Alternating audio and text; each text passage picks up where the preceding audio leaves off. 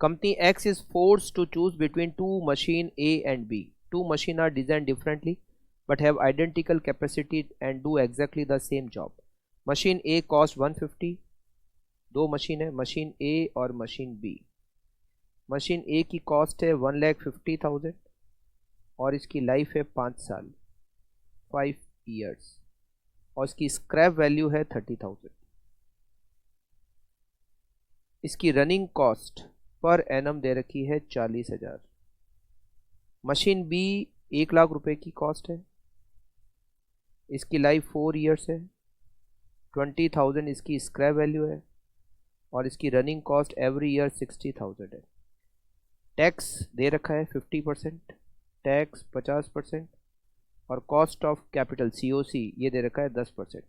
आपको बताना है किस मशीन को हमें परचेज करना चाहिए. दोनों की लाइफ अलग अलग है तो हमें इक्विवेलेंट एनुअल कैश आउटफ्लो के कॉन्सेप्ट को काम लेना होगा. Equivalent annual cash outflow calculate करेंगे सबसे पहले मशीन ए का. मशीन ए कॉस्ट को पहले एनुअल करते हैं. एनुअल कॉस्ट, इस मशीन की कॉस्ट है 1,50,000, इसकी लाइफ है 5 साल और 5 साल के पी फैक्टर की टोटल होती है 3.791. 1,50,000 डिवाइडेड बाय 3.791, कॉस्ट को एनुअल किया 39567. Annual running cost, annual running cost, इसकी एनुअल रनिंग कॉस्ट दे रखी है 40,000, तो ये दोनों मिलकर हो गए 79,567. इसमें से लेस करेंगे एनुअल टैक्स बेनिफिट, हर साल टैक्स में फ़ायदा होगा. Annual tax benefit on depreciation and running cost, हर साल रनिंग कॉस्ट और डेप्रिसिएशन से टैक्स में फ़ायदा होगा.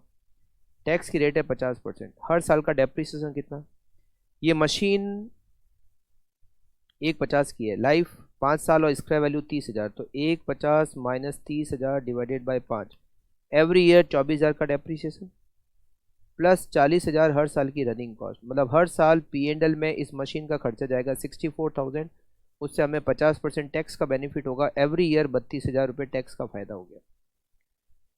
Annual scrap value, scrap value को भी एनुअल करना पड़ेगा, मगर स्क्रैप वैल्यू कब मिलती है, स्क्रैप वैल्यू मिलती है 5th ईयर के एंड में. तो पहले तो हमें क्या करना पड़ेगा, स्क्रैप वैल्यू को आज की वैल्यू पे लाना पड़ेगा, फिर एनुअल करने के लिए क्यूमुलेटिव पी फैक्टर का डिवाइड करना पड़ेगा. स्क्रैप वैल्यू कितनी है 30,000 और ये 30,000 कब मिलेंगे 5th ईयर के एंड में. 5th ईयर का पी फैक्टर 0.621, जैसे इसको 0.621 से मल्टीप्लाई करेंगे ये आज की प्रेजेंट वैल्यू आ गई. और अब इसको एनुअल करने के लिए 3.791 क्यूमुलेटिव पी फैक्टर का डिवाइड कर दिया.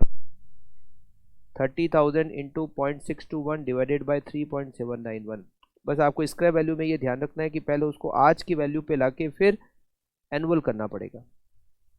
मशीन में हमने ऐसा इसलिए नहीं किया क्योंकि मशीन में ये जो 1,50 है ये आज की ही वैल्यू है, आज ही हमें पैसा खर्च करना है. 79,567 minus 32,000 minus 4,914, 42,653 equivalent annual cash outflow. फिर हम सेम ऐसे तरह से बी का पता करते हैं. एनुअल कॉस्ट, मशीन बी जो है वो 1 लाख रुपए की है मगर इसकी लाइफ 4 साल ही है, तो 4 साल की पी फैक्टर की total 1 divided by 1.1,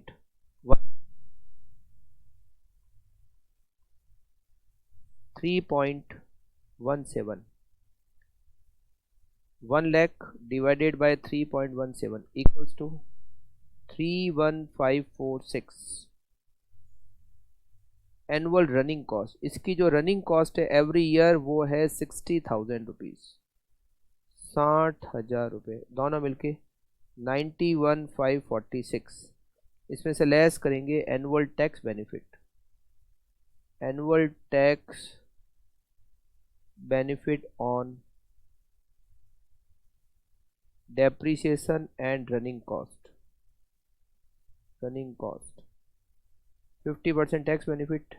annual depreciation, ये मशीन कितने की 1 लाख, इसका वैल्यू 20,000 डिवाइडेड बाय लाइफ 4 साल, तो हर साल का डेप्रिसिएशन 20,000 रुपये प्लस रनिंग कॉस्ट. इसकी हर साल रनिंग कॉस्ट है 60,000, 60,000 और 20,000, 80,000 का 50%, 40,000 रुपये टैक्स में बेनिफिट एवरी ईयर. और annual scrap value, annual scrap value, इस मशीन की स्क्रैप वैल्यू कितनी है? इस मशीन की स्क्रैप वैल्यू 20,000, मगर कब मिलेगी? 4th ईयर के एंड में।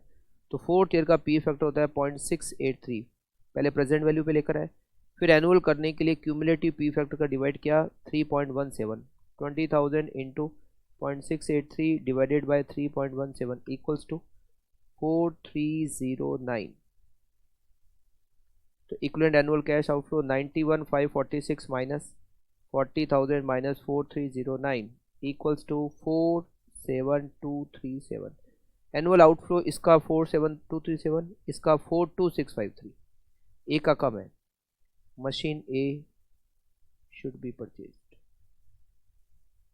जिसका इक्विवेलेंट आउटफ्लो कम होता है, इक्विवेलेंट एनुअल कैश आउटफ्लो कम होता है, हम उसको परचेज करते हैं।